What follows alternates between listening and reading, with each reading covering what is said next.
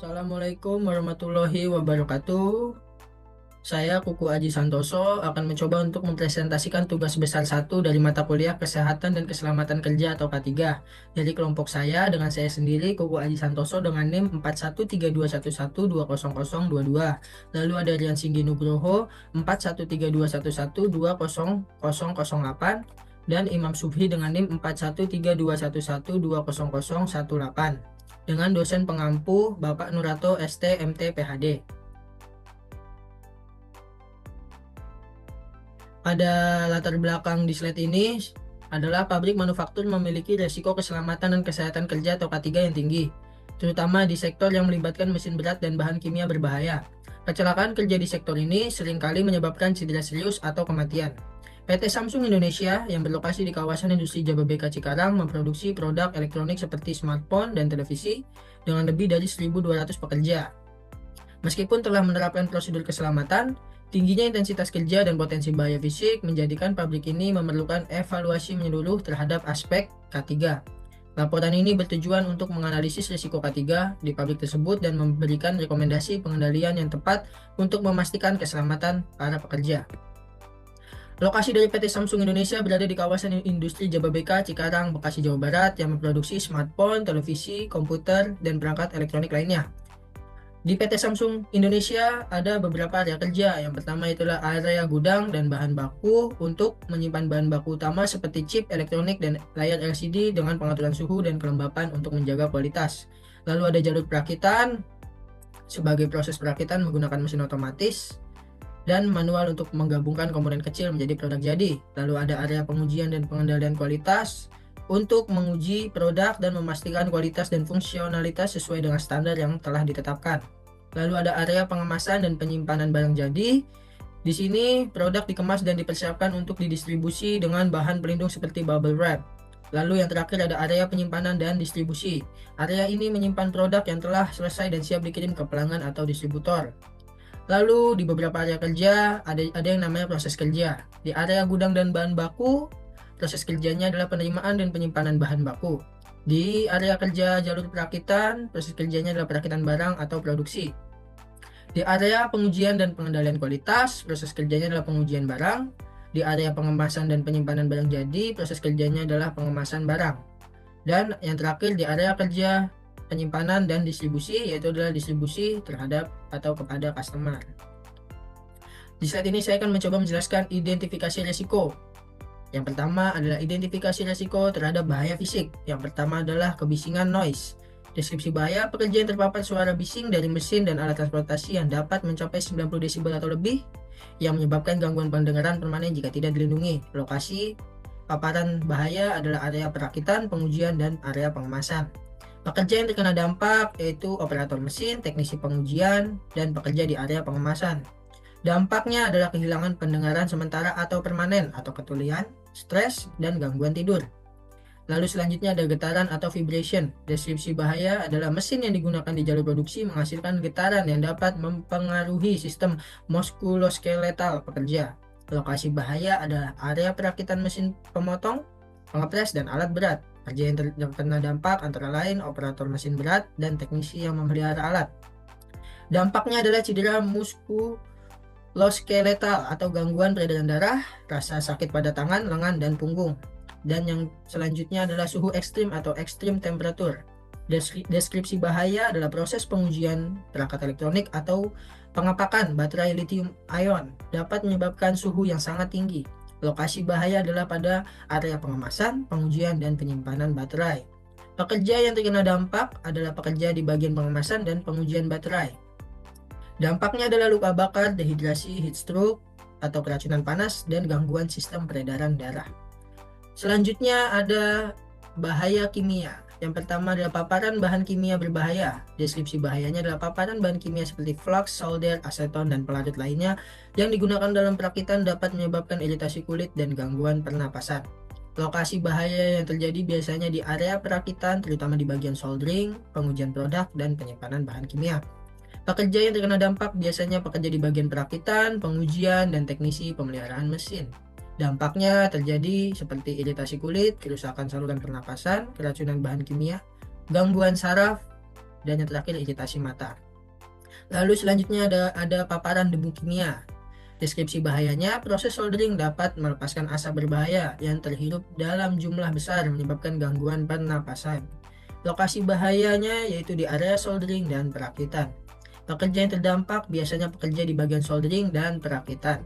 Dampaknya masalah pernapasan atau asma, bronkitis, lalu ada iritasi pada mata, hidung, dan yang terakhir tenggorokan. Sekian presentasi dari saya. Untuk presentasi selanjutnya atau slide selanjutnya akan dilanjutkan oleh teman saya, Imam Subhi. Terima kasih. Wassalamualaikum warahmatullahi wabarakatuh. Assalamualaikum warahmatullahi wabarakatuh. Perkenalkan, nama saya Imam Subhi. Di sini saya akan melanjutkan presentasi dari teman saya yang bernama Kuku Haji Santoso. Bahaya selanjutnya, bahaya yang ketiga, bahaya mekanis. Bahaya mekanis dibagi menjadi dua, yaitu mesin yang tidak aman atau unsafe machinery. Yang kedua adalah alat yang rusak atau damage tool. Mesin yang tidak aman atau unsafe machinery. Deskripsi bahayanya adalah beberapa mesin tidak dilengkapi dengan pengaman yang memadai dan dapat menyebabkan kecelakaan. Lokasi bahaya, area perakitan dan pemrosesan komponen. Pekerja yang terkena dampak yaitu operator mesin dan teknisi pemeliharaan. Dampaknya adalah cedera fisik akibat terjepit, terluka, atau terpotong oleh bagian mesin yang bergerak. Yang kedua adalah alat yang rusak atau damage tool. Deskripsi dari bahaya ini adalah alat yang rusak atau tidak terkalibrasi dapat meningkatkan risiko kecelakaan. Lokasi bahayanya adalah area perakitan dan pemeliharaan alat. Pekerja yang terkena dampak biasanya adalah pekerja di bagian perakitan dan pemeliharaan mesin. Dampaknya adalah cedera bakar, luka, atau cedera akibat alat yang pecah atau rusak. Kemudian bahaya yang keempat adalah bahaya ergonomis. Bahaya ini dibagi menjadi dua, yaitu posisi kerja tidak ergonomis atau poor ergonomis. Yang kedua, tugas yang repetitif atau repetitive tasks.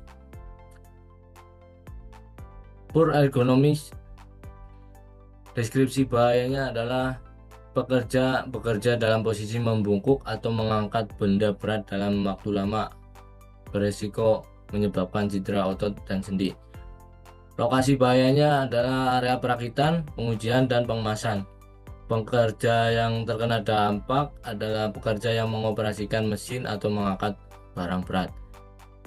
Dampaknya adalah gangguan muskuloskeletal atau nyeri punggung, nyeri leher, hernia, cedera pada sendi dan otot. Yang kedua adalah tugas yang repetitif atau repetitive task. Deskripsi bahayanya adalah pekerjaan dengan gerakan berulang seperti merakit komponen kecil atau menguji produk. Lokasi bahayanya adalah area perakitan dan pengujian produk. Pekerja yang terkena dampak adalah pekerja yang melakukan tugas repetitif. Dampaknya adalah cedera akibat beban fisik berulang atau seperti carpal tunnel syndrome, tendinitis, gangguan pada persendian. Kemudian bahaya yang kelima adalah bahaya listrik. Instalasi yang tidak aman atau unsafe electrical installation. Deskripsi dari bahaya ini adalah instalasi listrik yang buruk dapat menyebabkan sengatan listrik dan kebakaran. Lokasi bahayanya adalah area pengujian, pengemasan, dan perakitan mesin. Pekerja yang terkena dampak adalah pekerja yang berinteraksi langsung dengan mesin dan instalasi listrik. Dampaknya adalah sengatan listrik, kebakaran, atau ledakan akibat korsleting listrik. Kemudian pada slide ini ada menjelaskan analisis resiko dengan menggunakan metode HIREDC atau biasa disebut Hazard Identification, Risk Assessment, and Determining Control. Metode ini adalah sebuah teknik yang digunakan untuk mengidentifikasi bahaya, menilai risiko, dan menentukan langkah-langkah pengendalian yang diperlukan dalam suatu lingkungan kerja. Di bawah ini terdapat tabel yang berisi bahaya atau hazard, kemungkinan, dampak, tingkat risiko, dan tindakan pengendalian dari bahaya yang ada. Bahaya yang pertama adalah kebisingan atau noise. Kemungkinannya tinggi, dampak dari bahaya ini tinggi, tingkat resiko dari bahaya ini tinggi, dan tindakan pengendalian dari bahaya ini yang pertama penggunaan pelindung telinga atau earplug. Yang kedua pemasangan peredam suara atau pemasangan penutup mesin di area yang menghasilkan kebisingan tinggi. Yang kedua getaran atau vibration, kemungkinan terjadinya sedang, dampak dari bahaya ini sedang, tingkat resikonya sedang. Kemudian tindakan pengendalian dari bahaya ini adalah yang pertama penyediaan pelindung tangan atau glove anti vibrasi untuk pekerja yang terkena getaran dari mesin. Yang kedua modifikasi mesin dengan pemasangan bantalan atau peredam getaran. Yang ketiga bahaya suhu ekstrim, kemungkinan terjadinya sedang, dampak dari bahaya ini tinggi, tingkat resikonya tinggi. Kemudian tindakan pengendalian dari bahaya ini yang pertama penggunaan pelindung tubuh yang sesuai seperti pakaian tahan panas, sarung tangan, dan sepatu pelindung untuk pekerja. Yang kedua pemasangan sistem pendingin atau ventilasi yang baik di area kerja yang terpapar suhu ekstrim. Yang keempat, bahaya bahan kimia berbahaya, kemungkinan terjadinya sedang, dampak dari bahayanya tinggi, tingkat resikonya tinggi. Kemudian tindakan pengendalian dari bahaya tersebut yang pertama penyediaan masker, respirator, dan sarung tangan yang sesuai untuk pekerja yang terpapar bahan kimia berbahaya. Yang kedua, pemasangan sistem ventilasi yang baik di area perakitan untuk mengurangi konsentrasi bahaya kimia berbahaya di udara. Yang kelima adalah bahaya paparan debu kimia. Kemungkinan terjadinya dari bahaya tersebut adalah sedang, dampaknya sedang, tingkat risikonya sedang. Kemudian tindakan pengendalian dari bahaya tersebut yang pertama pemasangan sistem ventilasi atau filter udara yang memadai di area filtering. Yang kedua penyediaan masker, respirator, dan pelindung mata bagi pekerja. Sekian dari presentasi saya, kemudian dilanjutkan oleh teman saya yang bernama Rian Singgih Nugroho. Sekian dari saya. Assalamualaikum warahmatullahi wabarakatuh.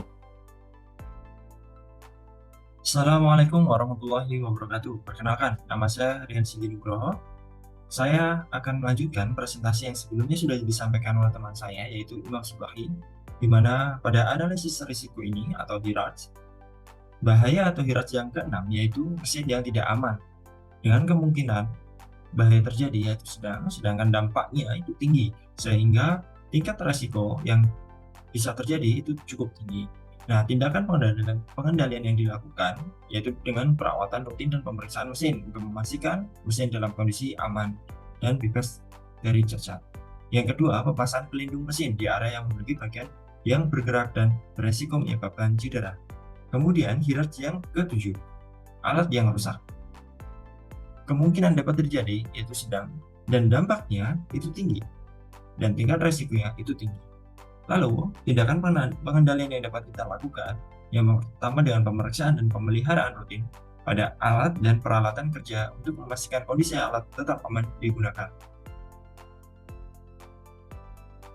Tindakan pengendalian yang kedua dengan penggantian alat yang rusak atau tidak berfungsi dengan baik dengan alat baru atau alat yang memenuhi standar keselamatan.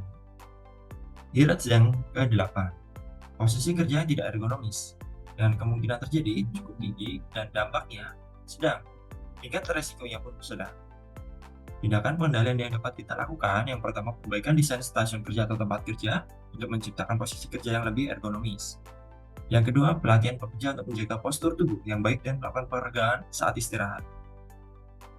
Nah, yang kesembilan, tugas yang repetitif atau berulang. Kemungkinan terjadinya cukup tinggi dan dampaknya sedang. Tingkat resikonya pun sedang. Tindakan pengendalian yang dapat kita lakukan yang pertama, pengaturan waktu istirahat yang terjadwal. Contohnya, misal selama 2 jam sekali istirahat atau dilakukan break. Nah, kemudian yang berikutnya, penyediaan alat bantu ergonomis untuk mengurangi ketegangan. Mungkin bisa saja dengan rest area yang nyaman, tempat minum yang nyaman, karpet yang empuk untuk pijakan kaki. Contohnya seperti itu. Yang ke-10 ini yang terakhir yaitu instalasi listrik tidak aman. Nah, ini memiliki kemungkinan yang sedang, tetapi dampak yang cukup tinggi dan tingkat resikonya sedang. Pengendalian yang dapat kita lakukan yang pertama yaitu pemeriksaan rutin pada instalasi listrik dan alat-alat yang menggunakan listrik untuk memastikan semua kabel dan instalasi dalam kondisi yang baik. Yang kedua, penggantian kabel listrik yang rusak dan penerapan prosedur keselamatan dalam penggunaan listrik di area kerja. Nah, kesimpulan dari presentasi yang kita sampaikan ini, keamanan dan kesehatan kerja adalah faktor yang sangat penting untuk menciptakan lingkungan yang aman, efisien, dan produktif. Beberapa kesimpulan yang dapat kita ambil. Yang pertama, dari penggunaan alat pelindung diri atau APD.